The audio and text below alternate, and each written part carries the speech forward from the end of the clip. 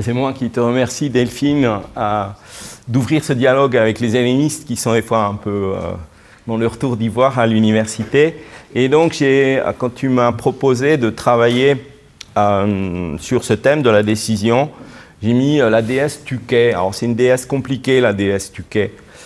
Peut-elle décider pour moi? Et le Tuké, on pourrait dire que c'est le hasard. Je proposerai cette traduction ce soir. Et le hasard peut-il décider pour moi? C'est toutes les fois où dans sa vie, et je pense que ça nous concerne pas mal, en tout cas moi ça me concerne, décider au hasard. Est-ce que vous aimez décider au hasard ou vous n'aimez pas décider au hasard? Est-ce que ça vous paraît révoltant de décider au hasard? Et donc j'ai appelé ça hasard et décision en Grèce ancienne. Et prendre une décision, c'est toujours prendre un risque. Ça m'intéressait beaucoup, l'idée de la prise de risque que je dois à Delphine, vous allez voir. Et dans une décision, et je trouve Delphine le disait bien dans l'article que je vais citer tantôt, il y a un petit moment de danger. Le moment où vous vous dites, mais je décide bien ou je décide mal. Je ne pense pas que certains leaders qui prennent des décisions soient seulement effleurés par l'idée qu'ils puissent décider mal. Il y a des gens, quand ils décident, c'est toujours bien. L'autorité absolue. Je décide et c'est toujours juste. Ça, on va voir que c'est vraiment un des thèmes qui m'intéresse ce soir. Donc, cette mise en danger dans l'acte décisionnel, avoir peur de décider. Donc, ce moment, quand on prend une décision, où on peut avoir peur de décider, et on remet la décision à plus tard, on diffère la prise de décision. Alors, je suis tombé sur un article, je suis allé chercher, de Françoise Schenck et Delphine Pressman, que vous connaissez bien, La peur aux frontières de la prise de décision, dans un cahier, dans une revue d'économie économique et sociale, Peur et espoir dans le monde du travail. Et dans cet article, Delphine et sa collègue citent les travaux de Jonah Lehrer, deux travaux, enfin elle cite un livre qui est The Decisive Moment, How the Brain Make Up Its Mind. J'aime bien l'anglais pour dire qu'on décide, to make up its mind, his mind, one's mind. Et puis l'autre livre, How We Decide. Et j'ai utilisé pas mal l'autre livre pour l'anecdote que je vais rappeler maintenant. C'est une anecdote qui constitue un point de départ pour le type de réflexion qu'on a ce soir. Pour rappel, je me suis rendu compte en y repensant, ça fait 30 ans que la première guerre du Golfe a eu lieu. Peut-être pour la plupart, vous n'étiez même pas nés, et moi, ça me paraît assez récent. Cette guerre du Golfe, c'était Bush à l'époque, qui a entraîné le déplacement de 2 millions de Kurdes, et dont on paye les conséquences encore aujourd'hui.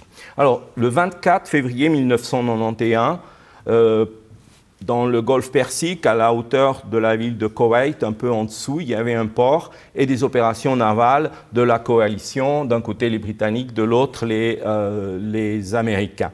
Et il y a un lieutenant britannique qui s'appelle Michael Riley, qui est à bord d'un destroyer qui s'appelle le Gloucester, et il est chargé du contrôle des radars. Il a devant lui tous les radars, c'est le matin, il est très tôt, et tout à coup il voit sur un de ces radars un petit, vous savez, c'est des petits bouts, j'imagine jaunes, il voit l'arrivée d'un engin rapide, il doit prendre une décision. Cet engin, il est en train de cibler un bateau américain, il faut qu'il décide. Le problème, c'est qu'il ne sait pas si c'est un missile irakien qui va détruire un bateau de la flotte alliée avec du monde dedans, ou si c'est un avion qui est dans le ciel avec cette fois-ci des hommes de la coalition. Donc, c'est lui qui va décider. S'il décide que c'est un objet ennemi, il presse sur le bouton et l'objet ennemi est détruit. S'il décide que ce n'est pas grave, il ne presse pas sur le bouton et rien n'est détruit. Il faut savoir si c'est un missile ou si c'est un avion. Il ne peut pas le savoir parce que ce jour-là, il y a un problème dans le système et le radar arrive à repérer la trajectoire sur un niveau horizontal, il n'arrive pas à dire la hauteur. Donc on ne peut pas savoir si c'est un missile sous-marin qui va toucher le bateau ou si c'est un avion qui est dans le ciel et qui ne va rien toucher du tout. Et il n'a pas le temps de chercher plus loin, il doit décider. Il a bien compris que s'il décide mal, il va entraîner la destruction d'un bateau militaire avec des hommes dedans. C'est la cour martiale, c'est la fin de sa carrière, puis c'est la culpabilité immense d'avoir pris une mauvaise décision. Et s'il ne fait rien, c'est la mort du bateau qui est visé par le missile. Qu'est-ce qu'il fait? Il décide de tirer. Et puis, cette histoire, elle est racontée, donc, je vous le disais, par Jonah Lehrer, et il explique que « The next 4 hours were the longest ones of Riley's life ». Le type, est-ce que j'ai bien fait, est-ce que j'ai pas bien fait? Il entend l'explosion, il ne sait pas ce qui a explosé. Arrive dans la cabine où il est, le général du bateau, l'amiral, qui dit « Mais qu'est-ce qui s'est passé? C'est quoi cette explosion? Qui a lancé un missile pour détruire un objet encore non identifié ?» Et puis, on ne sait pas, mais j'aime bien cette phrase, même si Riley avait pris la décision correcte, on va voir qu'il a bien fait de tirer. C'était un missile ennemi qui aurait détruit le bateau. Il pourrait l'avoir fait. He could have just as easily been shooting down an American fighter. Il aurait pu détruire aussi bien l'avion. His risky gamble had paid off, but it had still been a gamble. C'était toujours une décision de jeu au hasard. Donc, est-ce que c'est par hasard qu'il a fait ça ou pas? Et c'est la question. Et pendant 2 ans, on va penser, la version officielle, parce qu'on lui a demandé de rendre compte de son acte militaire. C'est important de tirer un missile. Ça a été d'ailleurs un des moments importants dans l'histoire de ce destroyer durant la guerre du Golfe. C'est rappelé même sur Wikipédia. Il a fait quelque chose de très important. Mais pourquoi il l'a fait? Quand on lui a demandé d'en rendre compte, c'est « I was lucky ». C'était la chance. J'ai un coup de chance. Lui-même, il l'a dit pendant 2 ans. Arrive un certain Gary Klein, qui était peut-être bien connu, qui est un cognitive psychologist et qui va regarder de près ce qui s'est passé. Et ce que Gary Klein observe en reprenant le radar, en discutant avec Riley, c'est que dans le fond, quand il a vu le petit bip jaune ou blanc qui s'avançait dans le radar, il y a eu une mini-seconde d'affichage trop lent ou trop rapide. Et dans le fond, explique Gary Klein, super entraîné à son métier de regarder le radar, sans en prendre conscience rationnellement, Riley, il a compris que ce truc-là, il y a quelque chose qui n'allait pas. Ça s'est affiché 1 seconde trop tard. Il y a un petit truc qui ne jouait pas, donc ce n'était pas un avion. D'habitude, la trajectoire de l'avion, elle s'affiche à temps, elle disparaît à temps. Et c'est ce mini-signal qui va lui permettre de dire, qui va le pousser par un sentiment de peur. Il y a eu un moment d'angoisse et c'est cette peur qui le pousse à presser le bouton. Mais jusque-là, on avait dit qu'il était seulement quelqu'un de chanceux. Finalement, c'est la peur qui a permis de décider. Donc, on n'est plus dans la peur qui retarde la décision, on est dans la peur qui pousse à la décision. Et on est passé de la peur qui retient la décision, ce que je viens de dire, et c'est la prise en compte de l'émotion, de l'irrationnel dans l'acte rationnel de la décision. Et c'est une découverte importante de Gary Klein. Jusqu'ici, je suis grosso modo d'accord avec ça. Mais je ne suis pas du tout un psychologue cognitiviste. Et autant le travail de Delphine et Françoise Schenck et de Delphine est important, autant le livre de Lehrer me gêne considérablement en tant qu'helléniste. Il est problématique, je dirais même il est très problématique, il n'est pas acceptable. Voilà, disons-le comme ça. Pourquoi ? Parce que l'erreur, il vient donc, vous avez compris, après Gary Klein, il va piquer dans Gary Klein, il reprend cette histoire, et il écrit très bien, hein, il va avoir un succès fou, il sait vulgariser les choses. Après, il aura quelques problèmes qui sont sur Wikipédia, mais ce n'est pas ça qui m'intéresse ce soir. En fait, si quand même, il a inventé quelques exemples sur lesquels il travaille, l'affaire va faire, je pense, grand bruit dans le milieu, mais ce n'est pas ça qui m'intéresse moi ce soir. Ce qui m'intéresse, c'est que dans son bouquin, il fait référence à Platon. Il fait référence à Platon, puis il dit on est victime de Platon. Je résume un petit peu. Platon, dans le Phèdre, il explique que le cerveau, il a une partie rationnelle, c'est qu'on emploie quand on est à l'université, puis une partie irrationnelle qu'on n'emploierait pas quand on est à l'université, qui est toutes les émotions. Et Platon fait l'éloge de la partie logique, rationnelle de l'âme, et condamne la partie irrationnelle. Et pour dire ça, l'erreur, cite le Phèdre de Platon, qui est un superbe dialogue, dans lequel, il est vrai, Platon évoque à un moment donné, compare à un moment donné l'âme à un attelage avec 2 chevaux, puis un cocher. Et le cocher, il doit s'approcher des idées en soi. Il y a un cheval qui obéit, qui est parfait, qui est obéissant, c'est, dit l'erreur, ce que ne dit pas Platon, le cheval rationnel. Puis l'autre cheval, c'est un cheval fou qui fait dévier l'attelage et on n'arrive pas à la connaissance. Et l'erreur prend cet exemple de Platon et il dit, vous voyez, Platon a construit un modèle qui oppose le rationnel d'un côté, l'irrationnel de l'autre, et puis, depuis Platon, on est resté embourbé dans cette idée qu'il n'y avait pas de communication entre le rationnel et l'irrationnel. Heureusement que la psychologie cognitive arrive, j'y vais un peu brutalement, et découvre quand la raison et l'émotion, il y a du dialogue. Alors, où je ne suis pas d'accord, c'est que l'erreur, il n'a pas lu Platon comme il fallait, sa lecture du Phèdre, elle serait en thèse ici à Lausanne, je demanderais l'annulation de cette thèse, et puis, surtout, ce n'est pas le Phèdre qu'il fallait citer, c'est la République, où Platon explique en long et en large que l'âme, elle est tripartite. Je ne dis pas que je suis d'accord avec Platon, je vous dis ce que Platon dit. Il dit l'âme, il y a 3 parties. Il y a une partie qui est effectivement logisticone, qui réfléchit, qui est la logique. Puis il y a une autre partie qui est la partie du tempérament qui s'emporte, bouillonnante. C'est tout à coup, vous êtes en colère, comme je pourrais l'être contre ce travail. Il y a quelque chose qui fait que vous vous emportez. Puis vous dites, zut, je suis allé un peu trop loin. Puis il y a une troisième partie, qui est la partie qui aime la facilité. C'est celle qui dit, pourquoi je travaille, je consomme du plaisir. C'est la partie il appelle de l'épitumia, épitumesticone, la partie consommatrice de vie facile, de vie plaisante et de distraction. Et Platon dit, le problème, c'est qu'il faut qu'il y ait dialogue entre la partie rationnelle et la partie émotive, bouillonnante, le tumoeides, pour contrôler la partie du désir. Donc Platon va nous écrire des pages importantissimes sur la nécessité d'un dialogue entre la partie rationnelle de l'âme et la partie du bouillonnement, du tempérament qui est émotive, au détriment d'une troisième partie. Et vous comprenez maintenant pourquoi j'y suis un peu fort avec ce pauvre l'erreur.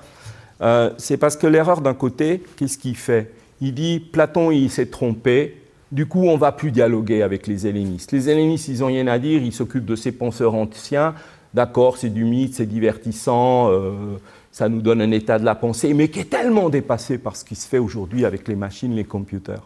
Et du coup, je suis à l'écart. C'est pour ça que je remercie Delphine de m'avoir fait venir ici, parce que je découvre ce qui est dans un bouquin de l'erreur, et je découvre que la psychologie cognitive, qu'est-ce qu'elle fait? Elle se débarrasse de Platon dont elle n'a pas envie pour s'approprier une découverte et se fonder elle-même. C'est-à-dire que ce que fait l'erreur, il dit, regardez, c'est nous, la psychologie cognitive, qui avons fait ça, il constitue son objet, il justifie son savoir, puis en même temps, il s'est débarrassé de Platon. Et non, ce n'est pas correct de faire ça.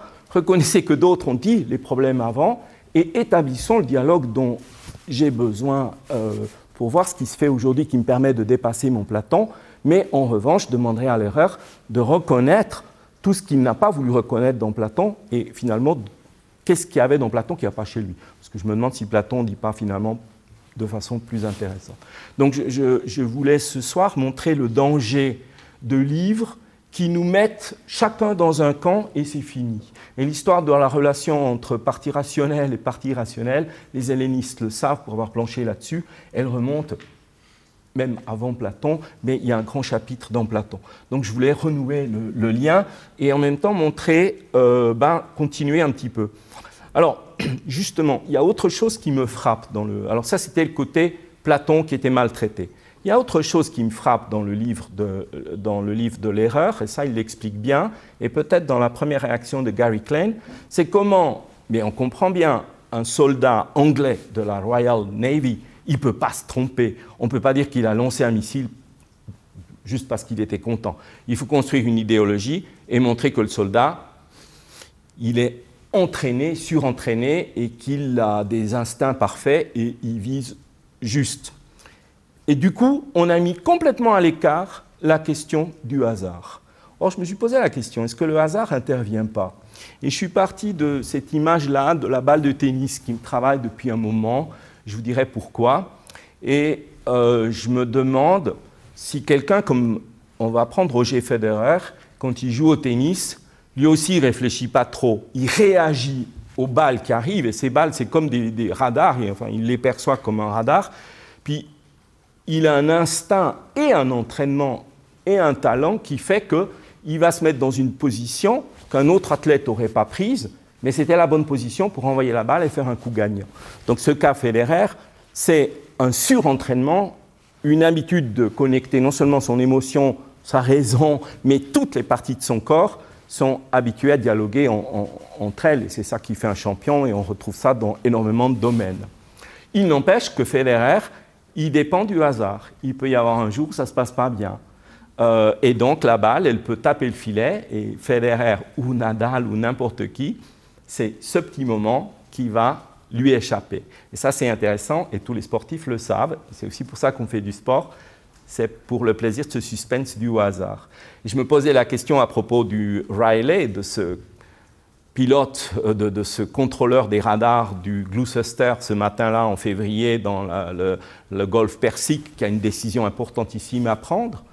S'il a pris la bonne décision, parce que toute sa conscience était hyper concentrée, il a tout perçu, il a vu, sans savoir qu'il le voyait, la microseconde d'affichage trouble, il presse le bouton, c'est la bonne décision, parce qu'il est surentraîné, c'est un excellent soldat.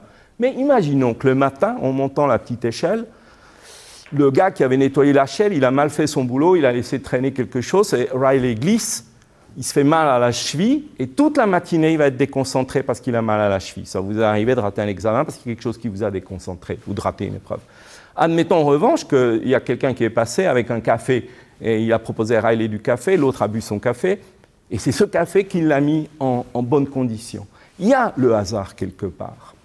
Alors, faut-il prendre en compte le hasard dans notre vie ou pas? Je vais pousser la provocation, il n'y a personne du rectorat qui est là, mais imaginez qu'on nomme les profs à l'Université de Lausanne, on fait tout le concours comme d'habitude. Puis quand on arrive aux leçons probatoires, il reste 3 candidats qui vont occuper un poste important, on arrête le concours, on dit on ne va pas leur payer le voyage pour le faire venir à Lausanne, il y a 2 Américains, il y a un Chinois, ça coûte trop cher, on va tirer au sort. Puis le recteur prend les dés, il tire au sort, et puis c'est un tel qui est nommé, et on décide que c'est bon. Si je propose ça au rectorat, dans une société aujourd'hui où on aime penser que la décision elle doit être hyper rationnelle, et on est allé très loin. Aujourd'hui, un leader, c'est quelqu'un qui sait décider vite, bien, juste, sans hésitation. Et il y a certains leaders qui jouent de ça. Et c'est assez impressionnant d'ailleurs de voir que des gens en politique qui savent décider vite, ils vont donner l'impression d'une sûreté politique et c'est eux qu'on va suivre. Alors que les décisions, elles sont complètement... c'est plus tard qu'on saura si c'était des bonnes décisions ou pas. Et je vous disais, je suis très impressionné par un cinéaste qui est important, qui est Woody Allen, qui est politiquement un peu incorrect aujourd'hui, mais qui reste, je crois, un penseur à tous les niveaux, y compris par son côté politiquement très incorrect, très intéressant du XXe siècle. Et dans un film que je vous conseille vraiment, Match Point, le titre dit bien ce qu'il veut dire. C'est d'ailleurs un film sur un joueur de tennis, d'où mon renvoi à Federer tout à l'heure. Il y a cette citation qui est empruntée à un scénario de Fedor Dostoïevski dans Le Joueur, je crois. Je vous le traduis. L'homme qui a dit « Je préfère être chanceux que bon », il a vraiment compris la vie. Les people are afraid to face how great a part of life is dependent of luck. Quelle est l'importance du hasard dans notre vie? C'est bien plus qu'on ne le croit. It is scary to think so much is out of one's control. There are moments in a match de tennis, mais dans la vie, when the ball hits the top of the net and for a split second, it can either go forward or fail back. With a little luck, it goes forward and you win, or maybe it doesn't and you lose. On connaît tous très bien ça. Et quelle est donc la part de la chance dans notre vie et dans le moment où on va prendre la décision? En gros, est-ce que Riley est un héros où il a eu de la chance? C'est vrai qu'on savait dès le départ comment allait finir la guerre du Golfe, mais ce qu'on a oublié, c'est que chaque jour pendant la guerre du Golfe, il y avait des décisions qui étaient dures et des explosions ici qui ont coûté la vie à 50 enfants d'un côté, qui ont coûté la vie à d'autres là. Et c'était des décisions comme celle de Riley, 50-50. Après tout, la guerre n'aurait pas changé si Riley avait raté son missile, raté son truc, ça n'aurait pas changé l'issue de la guerre. Maintenant, j'aimerais entrer dans ma problématique et parler en helléniste après avoir posé le problème et la nécessité du dialogue et la question du hasard. J'aime bien me poser la question dans une langue, vous allez voir à la fin pourquoi ces deux questions sont importantes. Est-ce que dans la langue qu'on parle, il y a un mot qui puisse être parfaitement synonyme ou équivalent d'un autre? Au niveau individuel, c'est sûr, il y a des gens qui emploient deux mots indistinctement. Mais au niveau collectif, je crois que s'il y avait deux mots égaux, vous savez, il y a une économie dans la langue. S'il y a deux mots complètement égaux, la communauté de cette langue cesse d'employer le mot rival. Si c'était le cas, le principe d'économie linguistique devrait conduire à l'abandon de l'un des deux termes équivalents. Ça, c'est très important parce que je me suis posé la question que je vais vous montrer. Qu'est-ce que c'est qu'une décision? Comment je définis décision? Est-ce qu'il y a des synonymes du mot décision? C'est-à-dire, qu'est-ce que je pense quand je pense décision? Quelle est ma conception de la décision? J'ai pris ici le Centre national de recherche textuelle linguistique, un dictionnaire en ligne qui est très bon. Il y a en militaire, instruction. La décision, c'est une instruction de service émanant d'une autorité militaire. C'est aussi l'issue définitive d'un combat. Hein. La guerre, l'issue de la guerre. La guerre a décidé que. Mais sinon, la décision, c'est une disposition arrêtée par une autorité compétente, collégiale ou unique, après délibération. Petit moment de réflexion, mais cette réflexion, elle ne tient pas du hasard. On délibère en connaissance de cause. Je vous ai mis parce que j'aime bien ça. Je ne crois pas trop aux synonymes, mais je crois aux mots qu'on associe. Et vous avez ce qu'on appelle là un logiciel de proxémie qui vous met le mot décision ici, homologation, commandement, là on est de nouveau dans le bateau et la guerre, injonction, ordre, disposition, règlement, etc. C'est tout ce qui est associé au mot décision. En français, on va réfléchir à ça un petit peu plus loin. La deuxième question que je voulais vous poser, c'est quand vous comparez deux langues, est-ce qu'il existe des termes qui sont véritablement équivalents? Et je m'approche de mon sujet. S'agissant du verbe décider ou du nom décision, force est de constater qu'il est impossible de trouver en grec ancien un mot qui corresponde à décision ou décider. Alors, il faut me faire un peu confiance, mais on va regarder, et j'aimerais bien partir de là. Ça n'empêche pas que les Grecs prenaient des décisions. Bataille de Salamine, enfin vous connaissez, ils ont pris des décisions à la guerre, ils faisaient beaucoup la guerre, ils ont pris des décisions au niveau individuel tous les jours, au niveau collectif dans leurs assemblées, ils ont inventé la démocratie, etc. Mais quand un Grec décidait, il ne disait pas « je décide ». Alors que disait-il? Et puis s'il ne disait pas « je décide », on va le voir avec la comparaison des lexiques, et puis je voulais dire si je n'ai pas le mot « décision » dans une langue, ça ne veut pas dire que je ne décide pas, mais ça veut dire que quand je parle de décision, je conçois ça autrement. Et ma question que je vous renvoie, c'est si je pense et je conçois la décision autrement en anglais, to make one's mind up, ou en français, décider, qu'est-ce que ça veut dire exactement? Si j'ai deux conceptions différentes de la décision, est-ce que ça ne signifie pas quelque part que je décide autrement? C'est-à-dire que ce qui se passe dans mon cerveau quand je décide, c'est tout à fait d'autres connexions. Et j'aimerais bien en arriver là. Alors la décision en Grèce ancienne, c'était là-dessus que tu m'as branché. En fond, serait-ce un bon sujet de thèse? J'ai regardé s'il y avait un bouquin sur la décision en Grèce ancienne, et il n'y en a pas. J'ai aussi pris en allemand, Die Entscheidung, il n'y en a pas non plus, en anglais non plus, en italien non plus. Donc, peut-être que ce n'est pas un bon sujet si personne ne l'a fait. Parce que quand c'est un bon sujet, vous pouvez être sûr qu'il y en a 25 qui l'ont fait. Le titre semble libre. C'est très rare. Mais peut-être que c'est un faux vrai sujet. Un faux vrai parce qu'on va quand même en parler. Là, c'est un petit peu pour les hellénistes. J'ai regardé les livres classiques. On a un livre qui est extraordinaire que je vous recommande si vous avez le temps. C'était le livre de Benveniste sur le vocabulaire des institutions européennes. Il prend la parenté, les termes de la parenté, les termes du pouvoir, les termes de la prière, et il n'y a rien sur la décision. Jean-Pierre Vernon, c'est extrêmement important. C'est quelqu'un qui a parlé, influencé par un psychologue qui s'appelle Ignace Meyerson, qui est décédé il y a déjà plusieurs années, sur la psychologie historique. Et ça, c'est intéressant. Est-ce que le fonctionnement psychologique d'un individu il varie ou pas au fil des siècles. Et Vernon, il nous dit, parlons de la volonté. Et il dit, dans la pensée grecque, l'acte criminel, et ça c'est important quand vous avez tué quelqu'un, mais volontairement, voilà, vous décidez que telle personne vous gêne et on l'élimine. Est-ce que le criminel dans l'univers, l'acte criminel se présente dans l'univers comme un acte démonique de souillure et au-dedans de l'homme comme un égarement de l'esprit? C'est toute la catégorie de l'action qui apparaît autrement organisée que chez nous. C'est-à-dire que quand un grec est criminel, il va penser qu'il a sa part de responsabilité, mais c'est ainsi que ça se passe en Grèce ancienne. Vous êtes toujours agi par des forces qui viennent des multiples dieux qui sont autour de vous. Vous aimez quelqu'un, c'est vrai, c'est vous qui l'aimez, c'est vous qui allez être engagé par la relation, mais c'est Aphrodite, c'est Eros, peut-être encore un troisième dieu qui vous pousse à aller vers cette personne-là. Vous avez commis une erreur, c'est la déesse erreur qui est rentrée en vous. Vous êtes fautif, mais pas à 100%. Ça, c'est assez intéressant. Et Vernon a beaucoup questionné la question de la catégorie de la volonté. Comment est-ce que je constitue ma personne? Je suis qui, moi? Est-ce que quand je décide, c'est moi ou c'est pas moi? Si je confie mes décisions au hasard, non. J'ai d'autres bouquins qui effleurent, non, toujours on évite la décision. Donc je me suis dit, tiens, mais maintenant regardons est-ce que j'ai vraiment pas un mot pour dire décider en grec? J'ai un mot qui est important, qui est boulomai. Mais boulomai signifie moins vouloir que préférer. Alors ça, c'est encore le vouloir. Télo signifie moins vouloir que consentir. Et puis finalement, j'ai des mots qui veulent dire délibérer, tenir conseil, kuro, confirmer, ratifier, crino, séparer, trier, choisir, éventuellement aussi décider. Mais j'ai du mal à trouver le verbe qui voudrait dire décider.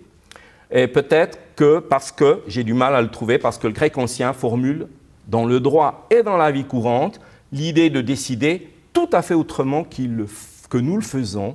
Et là, je pense que quand on dit à quelqu'un de traduire « la cité a décidé », un décret en grec, comment ils disent? Ils disent « il m'a semblé bon de ». Le grec dit « je décide d'agir », il dit « il me semble bon d'agir ». C'est très différent. La racine doc, un petit peu de linguistique, ça recouvre l'idée d'attente. J'attends qu'Hector l'emporte, je pense qu'Hector l'emportera. C'est de cette racine qui finit par dire je pense. Le même verbe peut dire je pense, je crois, puis j'ai l'impression que, mais aussi je donne l'impression, je semble. C'est une racine très compliquée, et c'est finalement cette racine compliquée qu'on arrive un peu à saisir mieux dans le mot doxa. Doxa, ça pourrait être une décision, mais c'est une opinion, c'est ce qui vous semble, ce qui vous paraît, c'est pas sûr. Ça peut être aussi la réputation. Et alors, je vous propose de regarder précisément deux actes de décision officielle. Une inscription grecque que vous n'arrivez pas à lire, mais vous pouvez me croire, il est écrit quelque part dans cette inscription corinthienne. La cité il a semblé bon à la cité. Et puis dans l'autre, c'est un décret. Est-ce qu'on arrive à le lire, ce décret? Je l'ai mis plus bas. Ah non, pardon, l'autre c'est un décret, ouais, c'est une assemblée nationale, peu importe. Mais je vous ai mis ici l'ordonnance du département fédéral, DFI, sur les objets destinés à entrer en contact avec les muqueuses, la peau ou le système pileux. C'est une ordonnance sur les allumettes, les briquets, les objets dangereux. Et vous voyez, on ne va pas la lire parce que le temps passe, mais la Commission a arrêté la décision, la directive, la forme juridique de la décision, la décision, la décision, la décision. Nous avons des autorités, des tribunaux, des commissions qui décident. En grec ancien, il nous a semblé bon.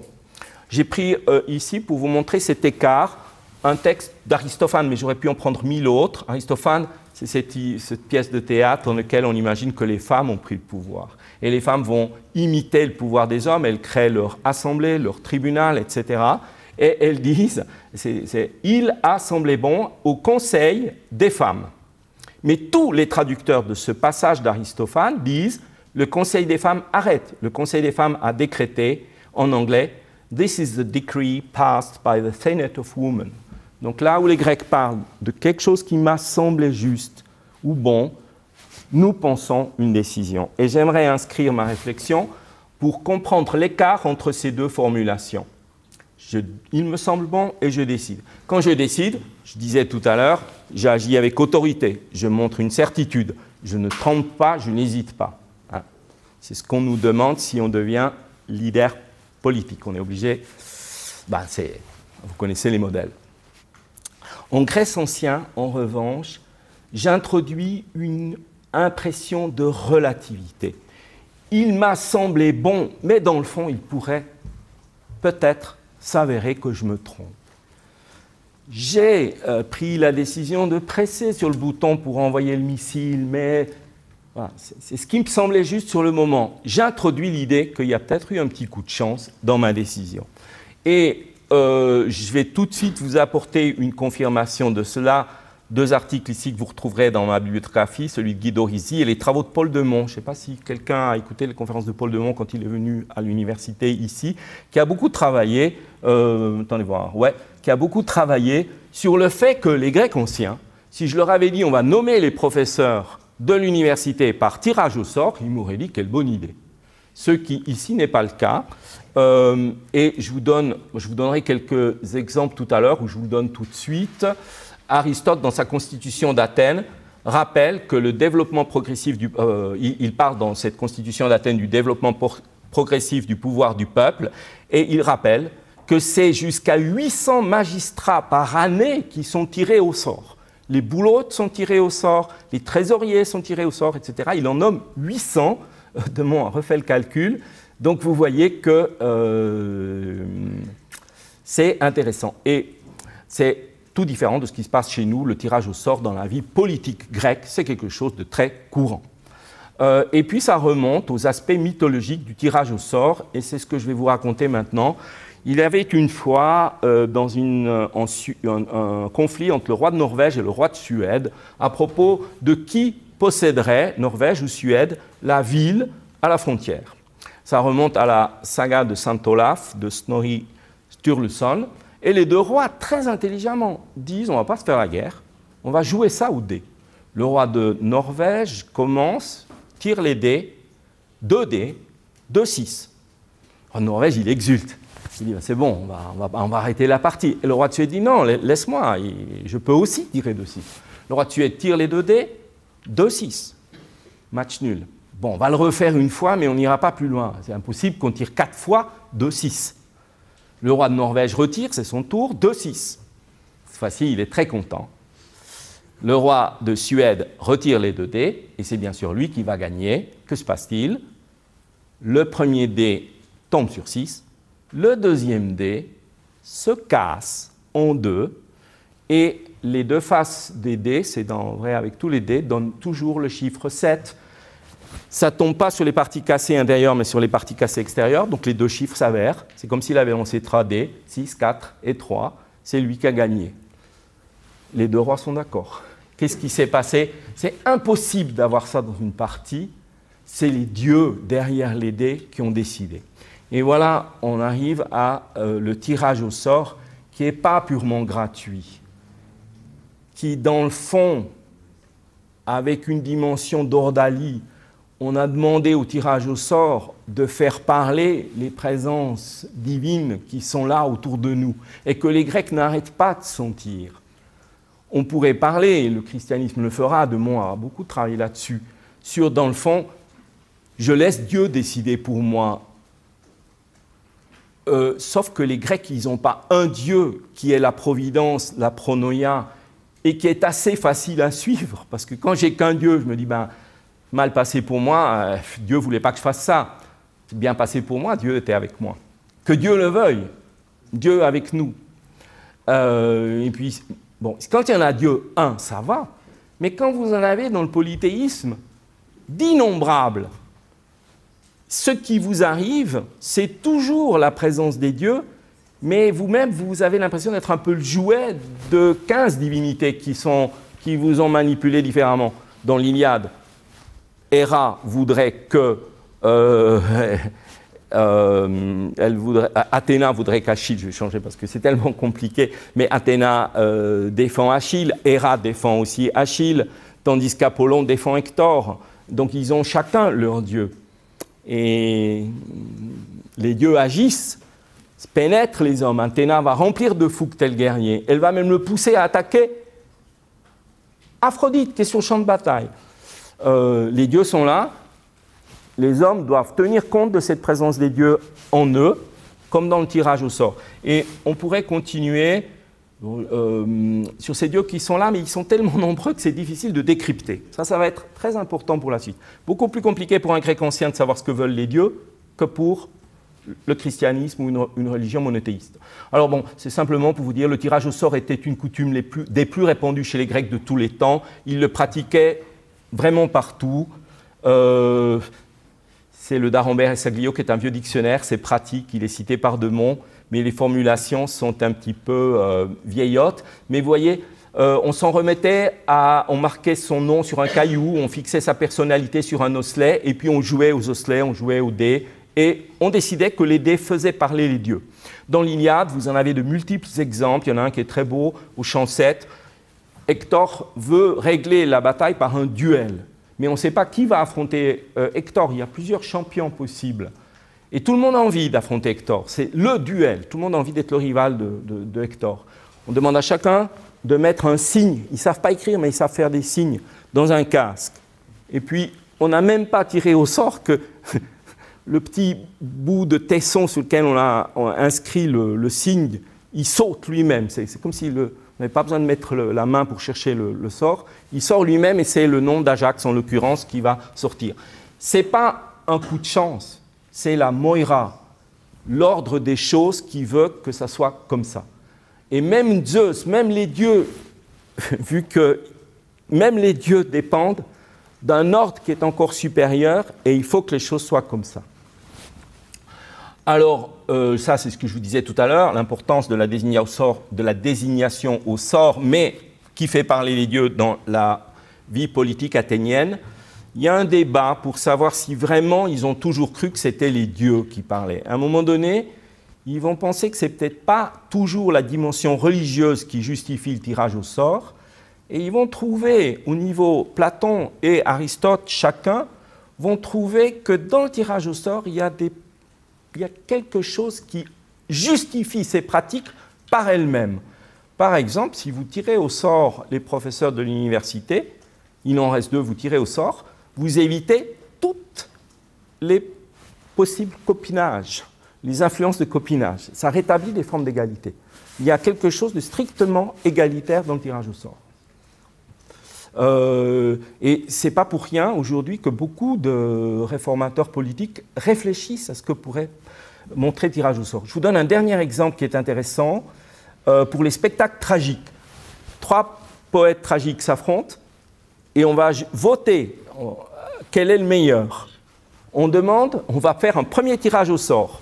Ce n'est pas tout le monde qui va avoir le droit de désigner. Alors on assigne à chaque poète un cœur par tirage au sort. Bon. Puis ensuite, on désigne les juges. Alors, on va dire cette année, pour le Festival Tragique, les juges seront, il y a 10 tribus, et on va tirer au sort dans chaque tribu 10 personnes. Puis ensuite, on réduit ces 30, ça fait 100 personnes, on les réduit encore à 10. Et puis, au moment du vote, sur les 10 bulletins qui vont être déposés dans l'urne, on va en tirer 5 seulement. C'est peu, c'est la moitié. Imaginez que dimanche dernier, les Suisses aient arrêté le dépouillage à 50% des bulletins de vote tirés, et on décide que c'est ça la décision. Alors, qu'est-ce qu'il y a là-dedans comme sagesse? Mais ça confirme un petit peu ce que je veux dire. Quand les Grecs disent « il m'a paru bon », j'inscris de la relativité. Quand je dis « je vais voter, mais je tirerai que la moitié des bulletins », j'inscris la relativité. Comme s'il était toujours important de laisser ce que j'ai appelé dans le résumé une surdécision.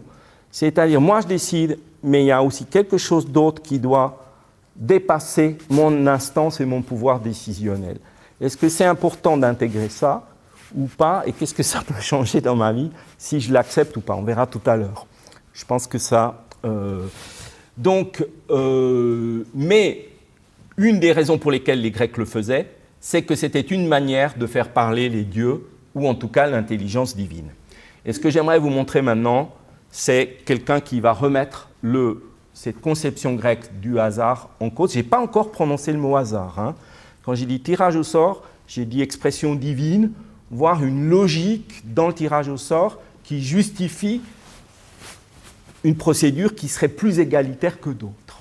Mais on n'a pas parlé de gratuité, ni de hasard absolu. Et d'ailleurs, si vous réfléchissez bien, un grec, il va avoir du mal à penser le hasard, mais on va regarder pendant un petit peu de temps. Je voulais vous parler de l'Œdipe.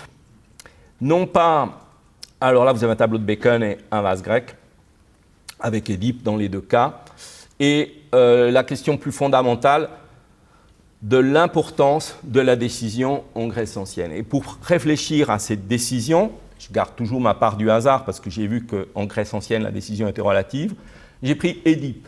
C'est curieux parce qu'à chaque fois qu'on veut faire quelque chose, on tombe sur Édipe. Il est un modèle pour penser l'homme. Il y a quelque chose dans Édipe, pas le héros mythologique, mais le héros de la tragédie de Sophocle.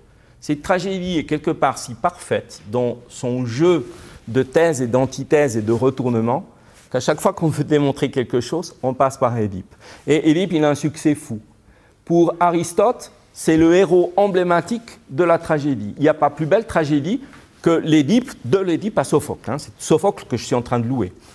Bien entendu, Freud, à un moment donné, il découvre dans l'Édipe à Sophocle, dans l'Édipe roi de Sophocle, le paradigme qui va donner le complexe d'Édipe. Et puis, après Freud, c'est Lévi-Strauss qui met en place la théorie du structuralisme, la grammaire structuraliste, ce qu'il a trouvé chez les peuples amazoniens. Il lui faut un héros paradigmatique du structuralisme, Édipe. Et c'est vrai, ça marche. Chacun réussit à faire aller sa théorie avec l'exemple d'Édipe. Ça marche trop bien. Alors Vernon se fâche. Il dit non, mais les Grecs n'ont jamais dit qu'Œdipe avait le complexe d'Œdipe. Il faut répondre à Freud.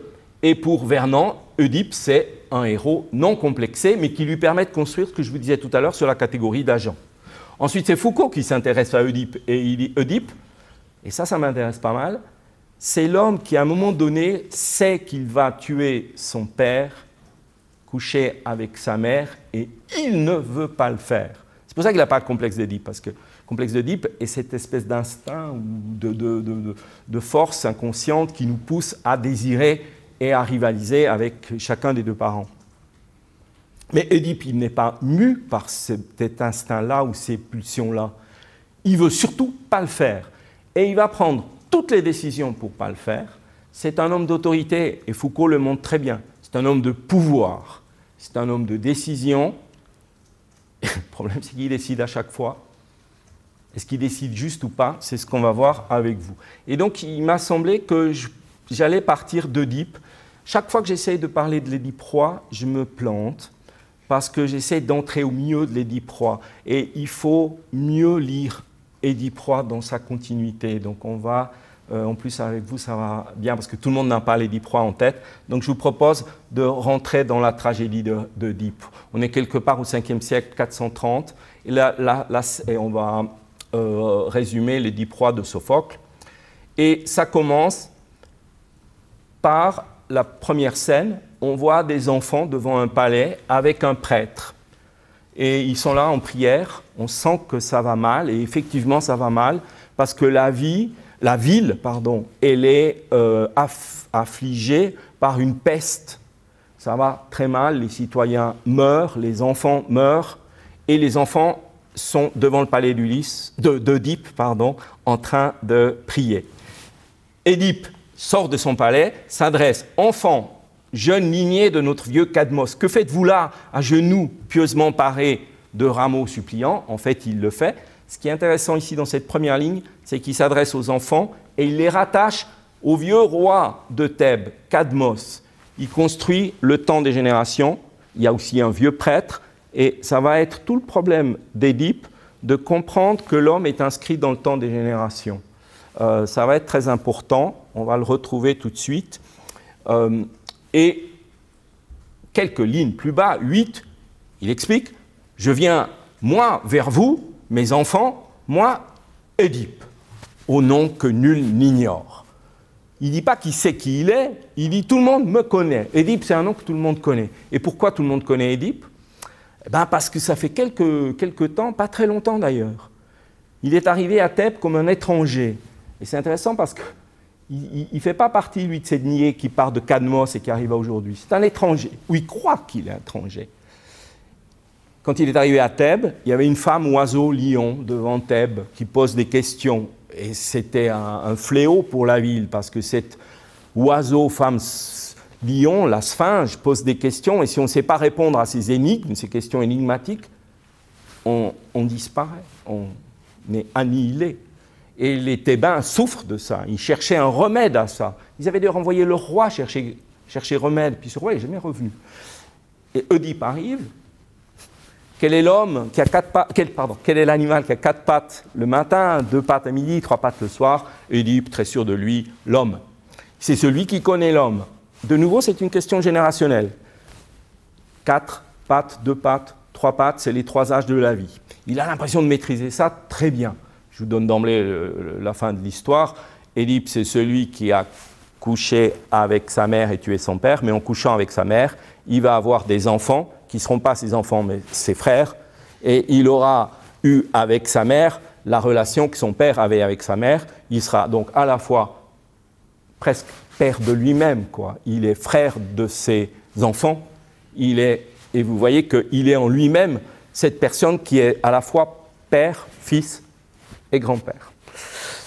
Il est l'homme, il est quelque part un paradigme pour penser l'homme, sauf que si il exemplifie tout, il brouille toutes les définitions, le pauvre.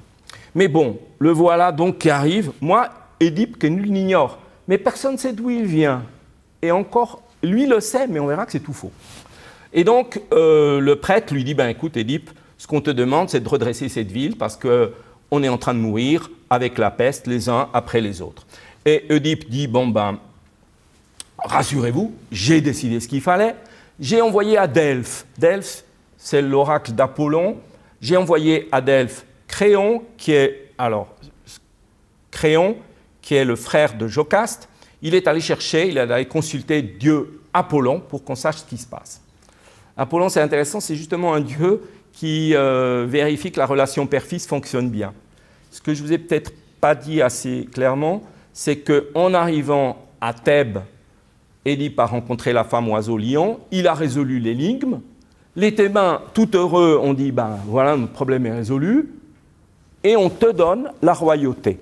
Et donc, Oedipe est devenu roi de Thèbes. Mais quand vous donnez la royauté à quelqu'un, ça ne peut être possible que si vous épousez la reine qui venait de perdre son mari, qui venait de perdre Laios. Donc c'est comme ça que Oedipe a pris possession du palais et s'est uni à Jocaste. Créon est le frère de Jocaste. Bon, alors, Créon arrive, il a été envoyé à Delphes pour voir ce qui se passait par Oedipe, il arrive et il dit, ben, c'est très simple, le dieu Apollon a répondu, le roi, vous vous souvenez, le roi qui était parti pour essayer de résoudre l'énigme de la Sphinge, il a été tué en route par des brigands, dit-on, et on n'a jamais vengé le roi. Delphes, le dieu Apollon, demande, le dieu qui s'occupe du rapport père-fils, demande à ce qu'on venge la mort de Laios. Oedipe, très sûr de lui, dit, ben, qu'à cela ne tienne, merci Apollon de nous avoir expliqué ce qu'il fallait faire, je vais prendre les choses en main, on va rechercher le meurtrier de Laios et on va le condamner à mort, c'est ce qu'il mérite. Et Oedipe se lance dans l'enquête. On croit savoir que le roi a été tué par des brigands, et le chœur arrive, il y a toujours des chœurs qui chantent, et il s'adresse à différents dieux. Ensuite de quoi, deuxième moment de la tragédie, arrive Tirésias. Tirésias, c'est un devin. Et le devin d'Apollon, il sait des tas de choses. C'est Oedipe qui le fait venir en disant, écoute Tirésias, toi qui dialogues avec les dieux, dis-moi qui peut être le meurtrier de Laios. Est-ce que Apollon, le dieu qui t'inspire, tes devins, t'a expliqué quelque chose? Et ça, c'est extrêmement important parce qu'on touche ici à un interprète des dieux.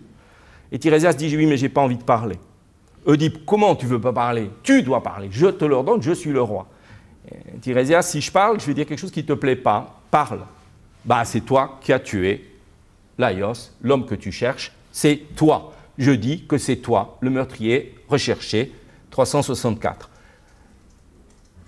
Affirmation insupportable pour Oedipe. Tu ne répéteras pas de telles horreurs impunément. Et puis, ça s'envenime entre les deux, la discussion prend un tour épouvantable.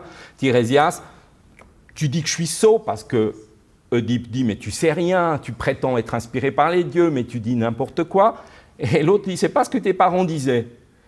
J'étais un sage. Quels parents ?» Question. « De qui suis-je le fils ?»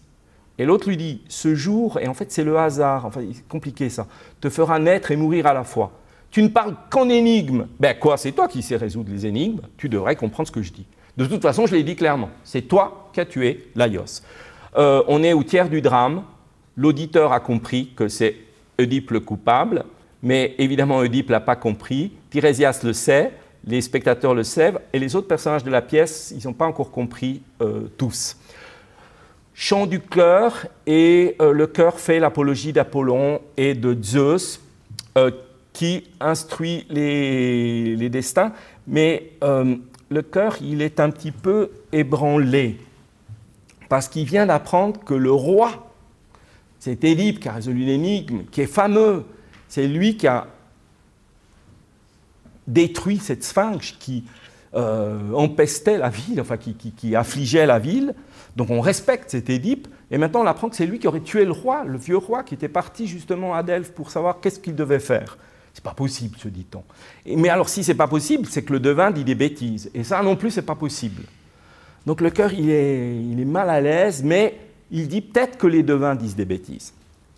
Là-dessus arrive Créon, je vous expliquais qui était Créon, le frère de Jocaste, et d'emblée ça se passe mal parce que Oedipe, homme de pouvoir, le voyant arriver, est agressif avec lui. Créon dit mais il paraît que tu t'es disputé avec Tirésias, et pour cause, d'ailleurs tu complotes avec lui, vous êtes en train de fomenter un complot pour prendre le pouvoir. Il s'accroche à son pouvoir et il commence à prendre des décisions.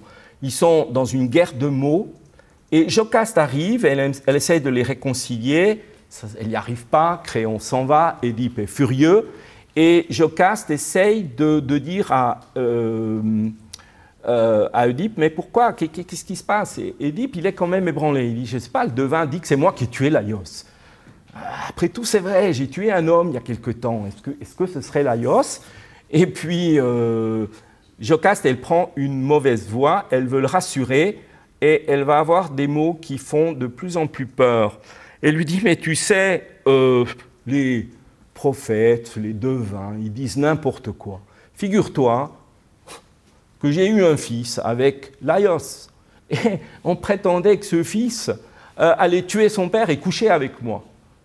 On a envoyé un serviteur emporter cet enfant dans les montagnes. Il est certainement à l'heure qu'il est dévoré par les animaux. Et tu te rends compte, les devins disaient ça, l'oracle avait dit ça. Et donc c'est tout faux, puisque aujourd'hui je suis ton épouse. Et puis Laios, il a été tué par des brigands et pas par son fils. Et elle dit, absous-toi toi-même du crime dont tu parles, écoute-moi et apprends que jamais créature humaine ne posséda rien de l'art de prédire. On est quand même dans une société où on croit aux dieux et où on croit aux oracles.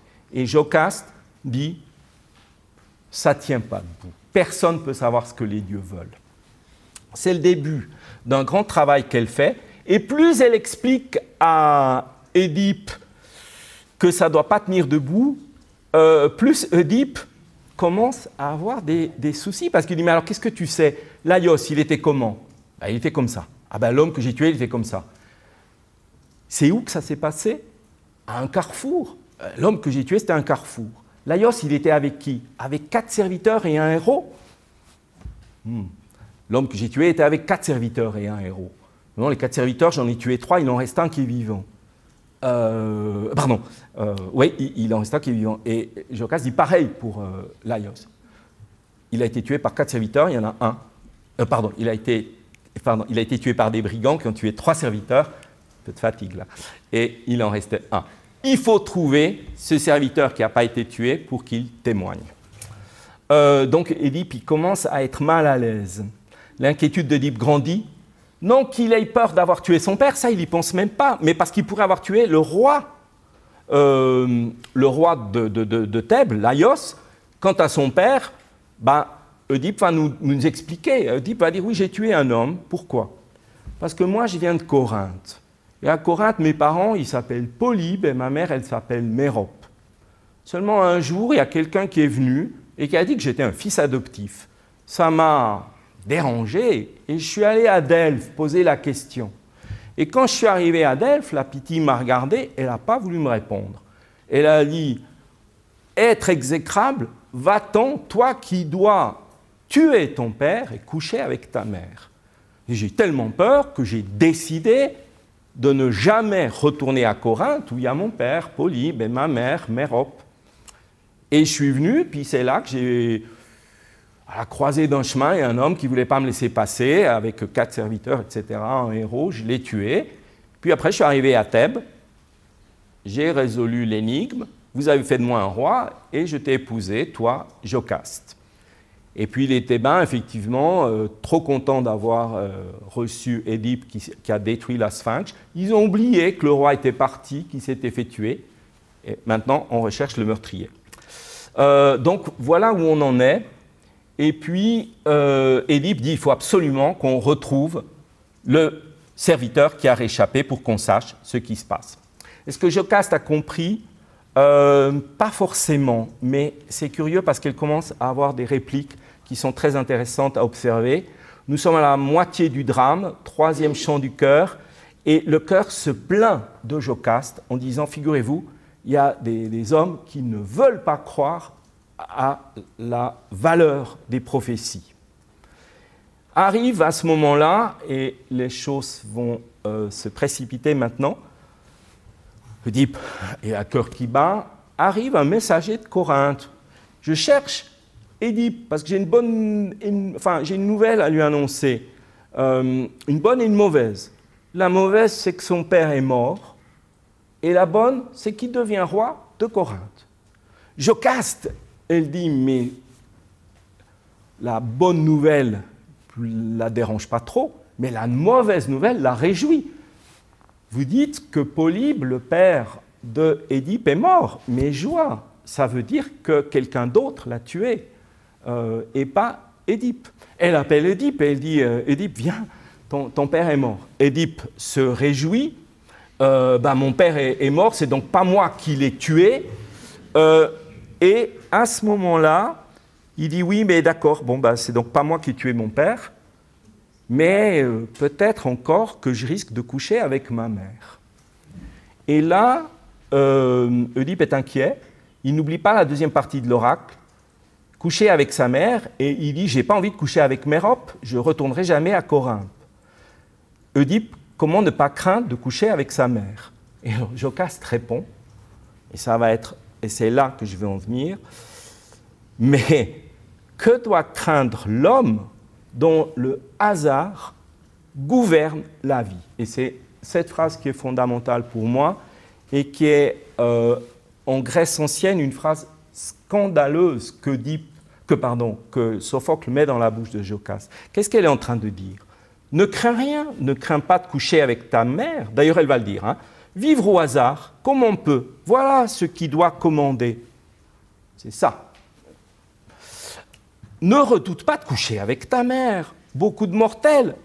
Elle ne dit pas que beaucoup de mortels l'ont fait en rêve, elle dit que beaucoup de mortels l'ont fait, et même en rêve, qui n'attache pas d'importance à cela, vit plus facilement. Ça veut dire, après tout, coucher avec sa mère, tuer avec son père, c'est un peu ce que dit Woody Allen. Pour autant que vous ne vous sentiez pas coupable de l'avoir fait, vous n'en vivrez pas plus mal. De toute façon, que doit craindre? Il n'y a plus de crainte, il n'y a plus de peur à avoir pour l'homme à qui c'est le hasard qui commande tout. Et donc elle ne dit pas la Moïra, elle ne dit pas les dieux, elle institue comme autorité qui gouverne tout la gratuité totale de ce qu'on appellerait le hasard. Et c'est en Grèce ancienne, c'est affreux ce qu'elle dit, parce qu'en disant la tuké, ça veut dire qu'elle ne concède plus aucun pouvoir, aucune autorité à Zeus, à Apollon, à Aphrodite et compagnie. Elle vient de tout faire tomber l'édifice. C'est le hasard pur qui commande. Il n'y a pas de providence, il n'y a pas de pronoia, il n'y a plus de Dieu qui gouverne, il n'y a plus de devins qui peuvent dire ce passé. Vivons au hasard, au jour où ça se fait, comme les choses viennent, et puis, c'est pas idiot. Mais vous voyez que, alors, Freud va évidemment lire ça avec beaucoup d'intérêt et construire toute la théorie du complexe d'Édipe. Ce qui est intéressant, c'est qu'il ne voit pas l'importance de cette Jocaste qui vient de dire « Et après tout, si tout dans notre vie, c'était que du hasard ». Et c'est Carlo Diano qui, un petit article qui s'appelle « Oedipe, fils d'Atuquet », parce que vous allez voir, ce n'est pas fini. Jocaste vient de ruiner en une phrase tout le bel ordre de la Moira. Elle a substitué la déesse de la chance, la gratuité des choses, à un ordre voulu, organisé, qui est la Moira. Elle invite à vivre au hasard, dans un monde où les dieux n'ont plus de pouvoir. C'est le hasard gratuit qui commande tout. À partir de là, l'inceste est sans importance, les dieux non plus. Contrairement à l'erreur, on verra peut-être après, elle donne le pouvoir à la décision au pur et hasard. Pour Jocaste, après tout. Et enfin, arrive le troisième épisode. Le messager, enfin, le messager qui vient d'entendre ça, il dit non mais attendez, dire que tout relève du hasard, c'est bon. Et il dit mais ne t'en fais pas, Oedipe. Mérope, c'est pas ta mère. Tu n'as rien à craindre parce que tu es un enfant adoptif. C'est moi d'ailleurs qui un jour que j'étais dans les campagnes, j'ai rencontré un serviteur thébain qui avait un petit enfant qui devait exposer parce que ses parents ne voulaient pas de lui. Et puis moi, j'ai recueilli cet enfant, ça tombait bien parce que Polybe et Mérope, tes parents adoptifs, n'avaient pas d'enfant, ils en voulaient un. Aucun souci, Oedipe. Même si tu couches avec Mérope, ce n'est pas ta mère. Et évidemment que cette phrase-là inquiète encore plus Édipe. Ce qui est remarquable, c'est qu'il ne comprend pas encore qu'il dit, bon, ben, c'est bon, je ne vais pas coucher avec... Alors, il n'a pas encore compris à ce moment-là. Il dit simplement, alors, qui suis-je? Si je ne suis pas le fils de lui qui croyait être connu et qui, Oedipe connu de tous, il ne sait même plus qui il est. Croyait que Polybe était son père, que Mérope était sa mère, c'est pas vrai. Mais alors, qui est-il? Qui sont ses parents? Jocaste, à ce moment-là, a tout compris et lui dit « Arrête, arrête. Le seul nom que je peux te donner, c'est malheureux, qui a du malheur dans sa vie. » Et puis, Oedipe, qui n'a toujours pas compris, s'étonne et il dit ah pardon. Voilà, ce sera dans ces derniers mots. Alors, Jocaste dit « Arrête de vouloir chercher qui tu es ». Elle s'en va, et elle s'en va pour se tuer. Alors, on peut se demander, elle vient de découvrir la gratuité des choses, et dans le fond, elle ne le supporte pas. Elle va se suicider. Oedipe n'a pas compris ce qu'elle a compris, et il se désigne lui-même. Il dit « Mais qu'est-ce qu'elle a? Pourquoi elle est partie dans son orgueil de femme? Elle doit avoir honte de ma naissance déviante, parce que je suis un bâtard, je ne suis pas le fils d'un roi, je suis un fils adoptif, c'est des parents qui m'ont eu et qui ne me voulaient pas, sans doute pour de sombres histoires d'illégitimité. Moi, je me revendique fils et de Tuquet. » Et il ajoute, Tuquet la chanceuse, je n'en suis pas, j'ai pas honte d'être un bâtard né de la bonne fortune. Alors il imagine bonne cette fortune, on va comprendre qu'elle est due, hein, ce que Jocaste vient de dire, et il dit, c'est la fortune qui est ma mère. Les moi, et ça c'est très beau, les moi sont mes parents, ils m'ont fait petits et grands, mais je suis un fils du hasard. C'est-à-dire qu'il a parfaitement entendu ce que Jocaste disait, il n'a toujours pas compris, il croit qu'il est un bâtard. Il lui reste à découvrir que dans le fond, ça va être le dernier coup du drame, le serviteur va arriver et va dire « j'ai pas envie de parler, pourquoi tu veux pas parler ?» Parce que le petit enfant c'était toi. Et alors là, tout se met en place. Ce qui est très intéressant, c'est ce moment où Oedipe encore grandit. Je suis le fils de la Tuquet.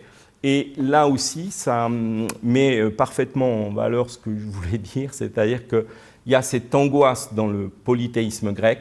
Si on reconnaît que les dieux agissent à travers vous, mais en même temps, ces dieux peuvent agir à travers vous de façon contradictoire, on a l'impression de n'être qu'un jouet.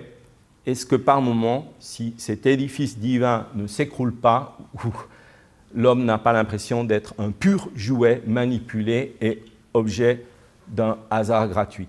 Et je crois que c'est très important. Oedipe, c'est l'histoire peut-être pour Freud du complexe d'Édipe, pour Vernon de la catégorie de la volonté, mais je me demande si avec Jocaste et puis cet Oedipe qui se dit « je suis fils du pur hasard », si on n'a pas une prise de conscience extraordinaire de l'homme qui dit « mais dans le fond, quel est le sens de ma vie? Est-ce que je ne suis pas toujours joué par le hasard qui surdéciderait à partir de moi ?» Donc, finalement, si Oedipe et Jocaste avaient été dans le cuirassé, là, ils auraient pressé sur le bouton, eux aussi. Ce qui change en Grèce ancienne, c'est que l'angoisse qui est derrière une décision, chez nous, elle est très forte, parce qu'aujourd'hui, on est dans une société où si vous décidez mal, c'est que vous n'avez pas pris... Aujourd'hui, on a les machines qui vous aident à décider. On devient des obsédés de la bonne décision. Si vous introduisez le hasard, vous diminuez le stress de la décision. Seulement, si vous diminuez trop le stress de la décision, vous arrivez à cet autre moment critique où vous n'êtes plus qu'un jouet du hasard. Et c'est intéressant parce que Jocaste va se suicider. Elle ne tient pas, elle a cru vivre au hasard, c'est très bien, et elle va se suicider. Enfin, je ne résiste pas, alors j'avais quelques lignes de conclusion, mais je crois que je vous l'ai dit, je ne résiste pas à vous montrer ce tableau qui est un chef-d'œuvre. Je ne sais pas si quelqu'un le connaît. Un tableau de Dossod, ouais, non, Dossod aussi. Et qu'est-ce qui se passe? Ben, justement, on est un peu plus tard, on est après le... C'est un tableau qui a une histoire et qui met en scène ce qui s'est passé. Tuké, que Jocaste introduit, c'est une divinité que les Grecs ne vont pas traiter de repérer. Dans le fond, elle a mis le doigt sur ce qui est important, Jocaste. Et si, vraiment, c'était le hasard et pas la volonté des dieux qui décidaient, et le hasard va devenir, les Grecs vont essayer de récupérer le hasard comme divinité. Vous aurez des gens comme Alexandre qui vont vouer un culte à Tuké, en disant « il faut que je me mette le hasard de mon côté ». Il y croit encore.